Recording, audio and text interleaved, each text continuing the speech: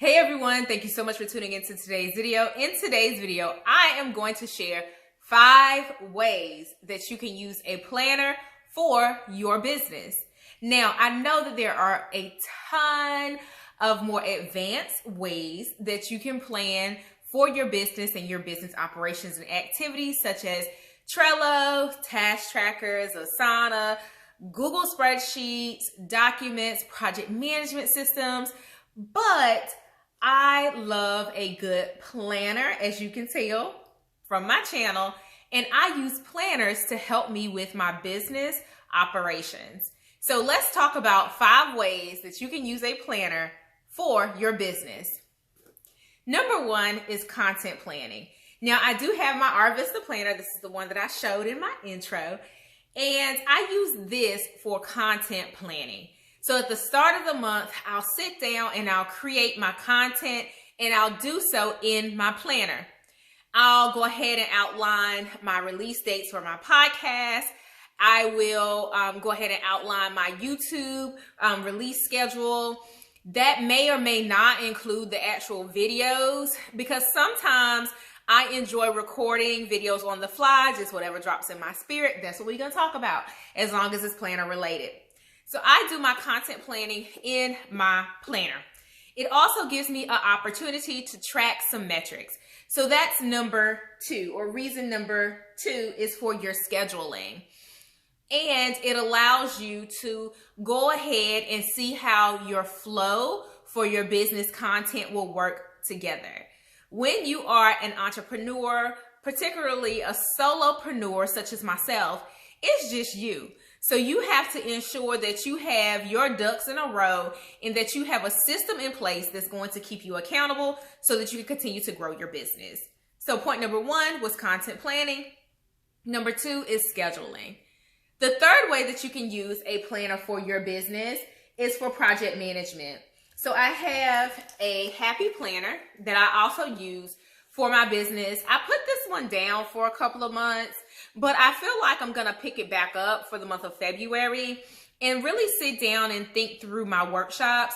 So I will have 3 workshops in the month of February. I will link all of the information in the description box if you're interested in a more structured environment that's conducive for learning.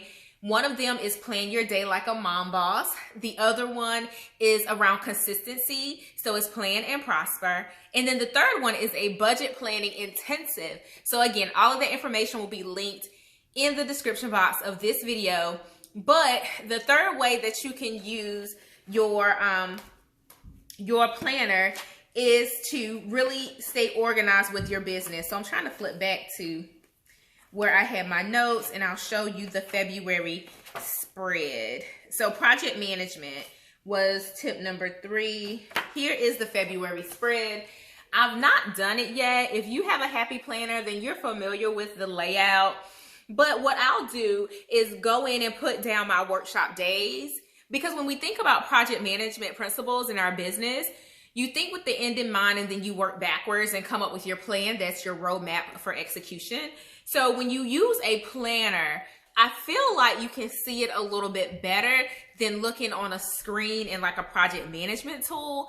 I feel like more up close and personal when I use a planner. I know that on the 28th, that is the Plan Your Day Like a Mom Boss workshop.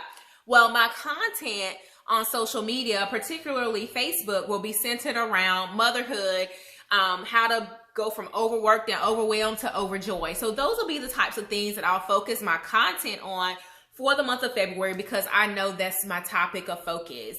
So it works together and I can see it a bit more. I'll also go ahead and drop in my March along the same vein, my March calendar for workshops and coaching and other things like that. So I'll see how it works together. I feel like you get more up close and personal when you use a planner. I do have another video where I talk more specifically about project management for your small business or for your business, because we are not small businesses. We are businesses that just happen to be small right now. I heard that quote at a conference that I attended, and it just stuck with me. So I wanted to share that with you all as well. So that's number 3. is project management. Number 4 is metrics. I talked a little bit about that when I talked about content planning. I do track my metrics at the start of each month. I'll sit down and I will document my followers. I'll document my impressions. I'll document the visitors to my blog. And I will capture that at the end of each month. So the start of the month, which is kind of one and the same, but I'll look at February, right? So where I am on January 31st, and then I'll look at where I am or where I'll end up at the end of February, and I'll see the growth, right? So I know what's working and what's not working. If I stalled on a particular platform, I can go back to my content calendar and see if maybe I wasn't as active on that particular platform. So all of that works together. And again, I can see it a bit more when I do it in my planner. Now, that's not to say I don't use Excel and I don't use more traditional project planning systems. I do use Excel documents to help me to track kind of the workflow. But when it's just something about using a planner, y'all. It makes it more real, and I can really get into it and, cross things out and see how things will flow back into things. So planning really is helpful for me. So we talked about content calendars.